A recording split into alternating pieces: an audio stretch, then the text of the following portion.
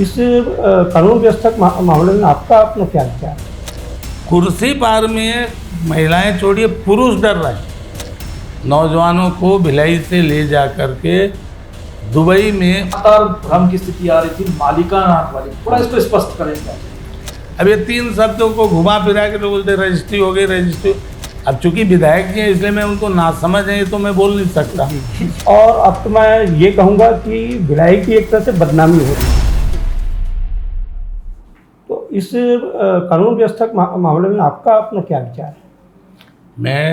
हम लोग यहाँ बचपन मतलब बाल मंदिर से पढ़े हैं और यहाँ तक बाल मंदिर के कैंप 1 से लेके और सेक्टर 6, सेक्टर 4 स्कूलिंग, भिलाई विद्यालय स्कूलिंग, दुर्ग साइंस कॉलेज, फिर प्लांट में काम, विभिन्न सरकारें देखी। जैसे पहले तो कांग्रेस की ही अधिकतर सरकार थी जब हम लोग छोटे थे, तो फिर जनता पार्टी की, फिर भाजपा की भी आनी चालू हो गई 90 में मध्य प्रदेश में। ये वो इतना भयाक्रांत हमने कभी लोगों को नहीं देखा। मैं पिछले 10-12 दिनों से घूम रहा हूँ भिलाई में, जहाँ महिलाओं की बैठक ले रहा हूँ। एक गौतम नगर में मैं बैठक ले रहा था, एक बुजुर्ग महिला बोली कि यहाँ जो हो लोगों को जो ऐसे इनोसेंट लोगों की हत्या करते हैं सीधे फांसी पे लटका देना चाहिए और बुलडोज करना चाहिए। वो बुजुर्ग महिला, उसका आक्रोश दिख रहा है।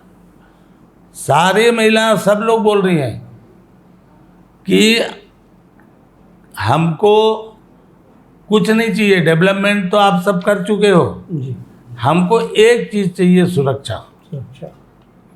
कुर्सी पार में महिलाएं छोड़िए पुरुष डर रहे हैं। जिस कुर्सी पार के नाम से ये टाउनशिप वाले डरते थे कि कुर्सी पार कौन जाएगा, बिल्कुल। आज कुर्सी पार वालों को डर है। उनको पूरे भिलाई के लोगों के आज जितने ओपन प्लेसेस आप देख लो 7-8 बजे के बाद, ये सेक्टर 9 में हम लोग रहते, पीछे में एक बार हम लोग घूमने निकल गए, वहाँ लोग गांजा पी रहे थे, हम थे और retired CSP RP Sharma ji, वो स्मेल आ रहा था, वो रोड से उधर गुजरे। ये सामने का यहाँ ओपन प्लेस देख लो, जयंती स्टेडियम तो टुमारोलैंड बन गया है। हाँ, जितने ओपन प्लेसेस हैं कुर्सी पार हो आपके टाउन पे, 7-8 बजे के बाद नशाखोरी का अड्डा चालू हो जाता है। शराब, जुआ, सट्टा सब, और महिलाएं तो दूर, पुरुष जो अकेले जा रहे हैं उनसे सब छीन ले रहे हैं, कटरबाजी। और पुलिस पूरे चुनाव आचार संहिता लगने तक पुलिस के पास कंप्लेन करो, पुलिस वाले आते नहीं, आए तो डर के मारे खुद भाग जाते, एक आध को दबाव में पकड़ के ले जाते, तो ले जाते ही लोग छुड़ा लेते। ये पूरा इतना ज़्यादा आतंक, अभी छोड़ो 2019-20 की शुरुआती दौर में 12-12 गाड़ियों में, काली गाड़ियों में लोग घूमते थे और जिसे चाहे उसे मारते थे। मारने के बाद थाने में उसी के खिलाफ कंप्लेन करवाते थे। जी बिल्कुल। एक कुर्सी पार का राव लड़का है, उसके पिताजी यहाँ मेडिकल में तो आया मेरे पास, उसको थाने, जामुल थाने के सामने मारे, बेसबॉल से उसका सर पटा, 18-20 दिन यहाँ एडमिट रहा और उसी के खिलाफ 307 लगा। तो ये जो राजनीतिक संरक्षण में इतनी बुरी लॉ एंड ऑर्डर की स्थिति हम लोगों ने कभी नहीं देखी।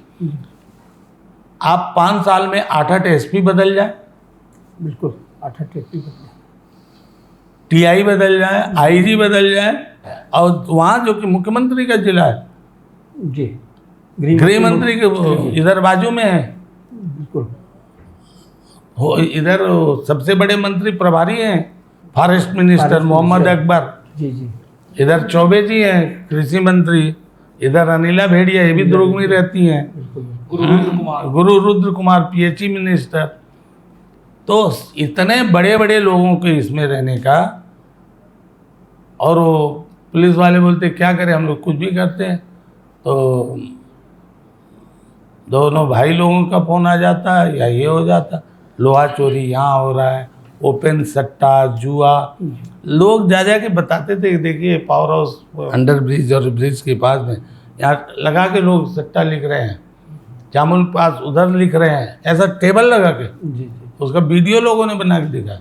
महादेव भी आपको ध्यान- महादेव जी। ऐप, हम लोग महादेव की पूजा करते हैं, हम लोग बाबा धाम जाते हैं पूजने के लिए, और यहाँ इन लोगों ने जी जी। महादेव का भी सट्टा में उपयोग किया। कर रहे हैं।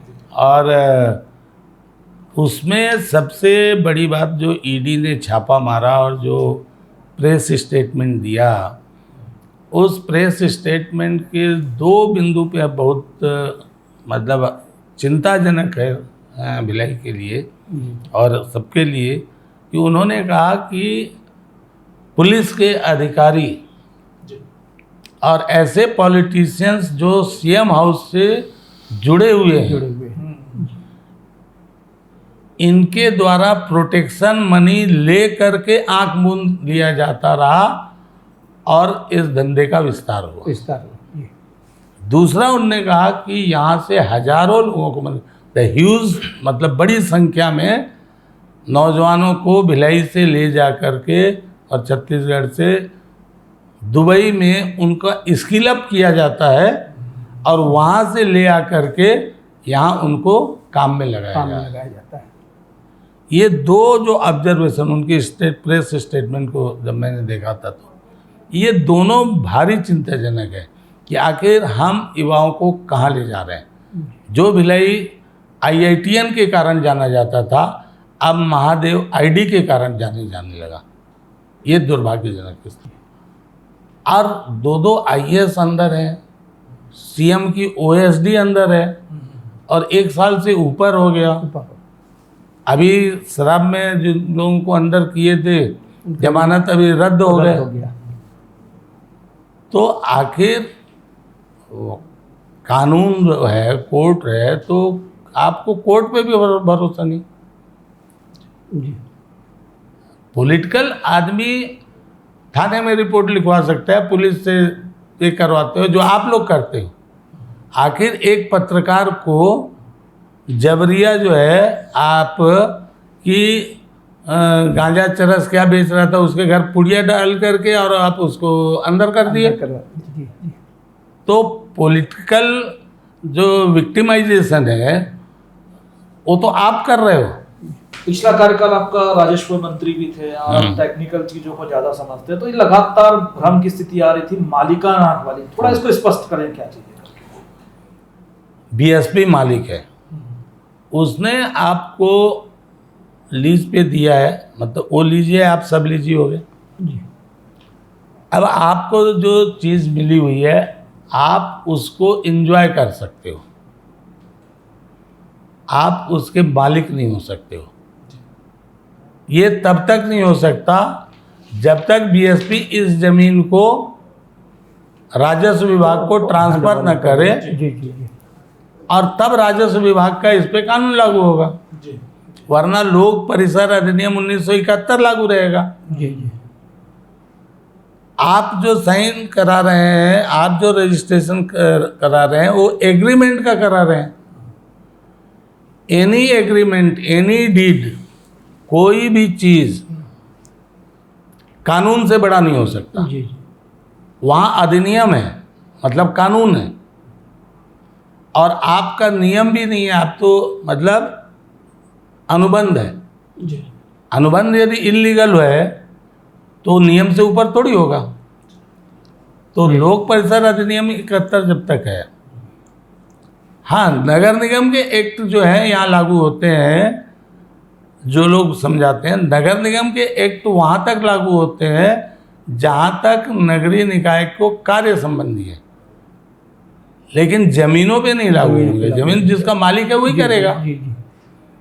नियमितीकरण जो बात होती है, तो नियमितीकरण के लिए मालिक के जमीन पर अगर उसने अवैध बनाया है, उसका नियमितीकरण का है।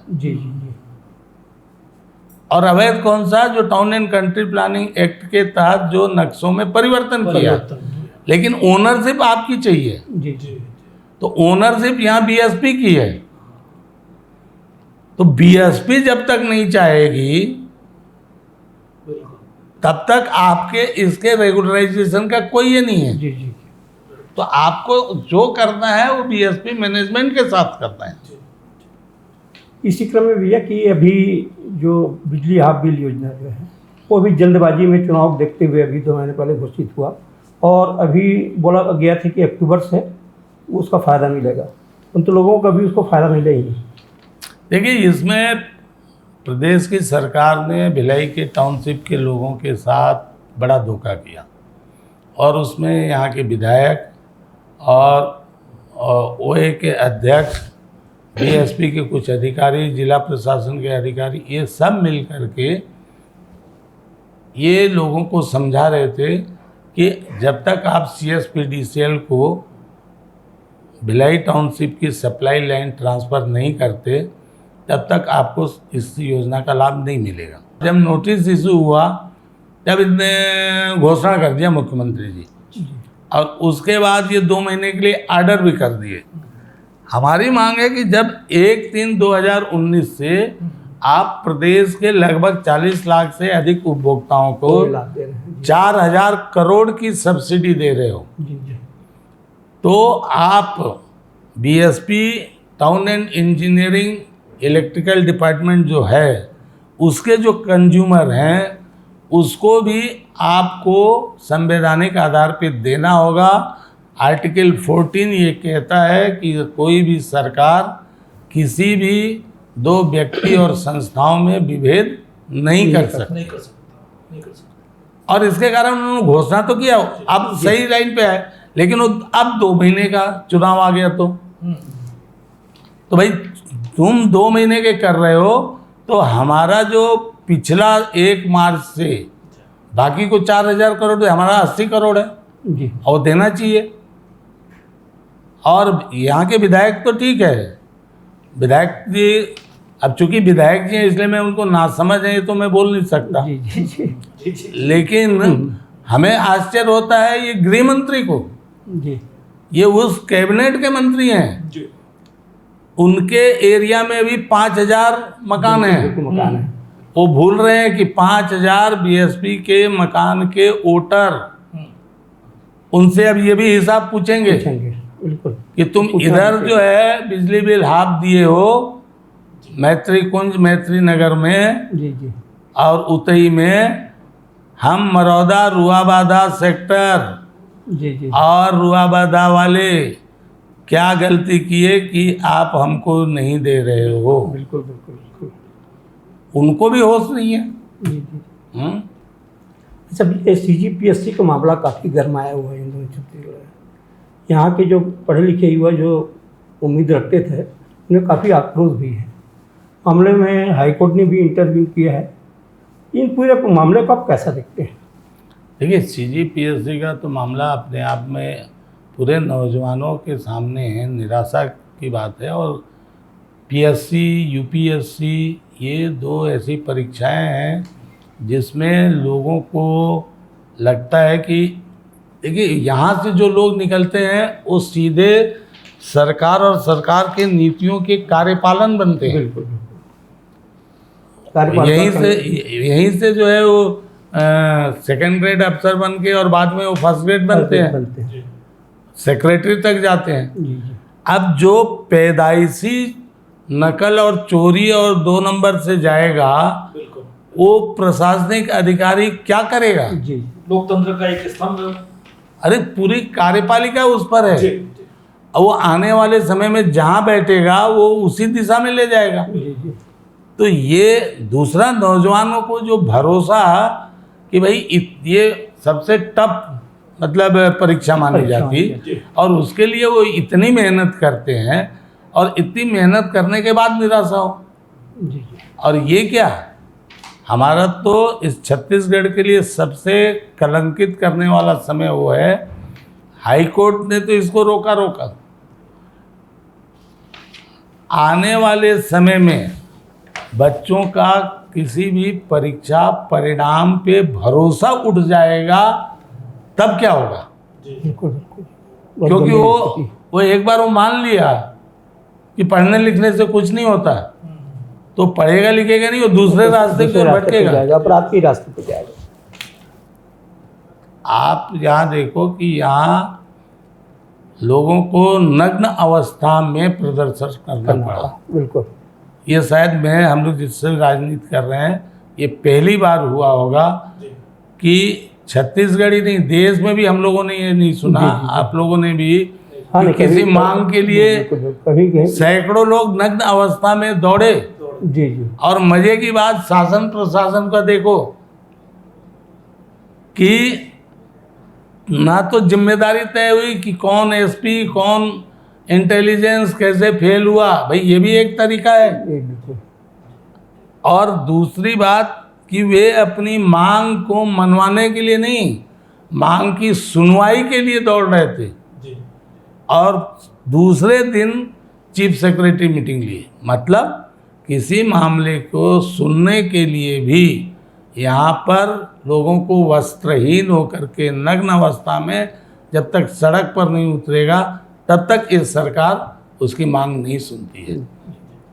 ये पूरा इस 5 साल में हुआ है और इसलिए जनता इस भूपेश सरकार से, जो अब उनको ठगेश सरकार बोल रही है, जी जी, उस पर पूरी तरह से परिवर्तन करने के लिए तैयार है। और प्रदेश में परिवर्तन होगा, भिलाई की जनता भी उस परिवर्तन की सहभागी बनेगी और भारतीय जनता पार्टी की विजय निश्चित होगी, ऐसा मेरा मानना है। धन्यवाद।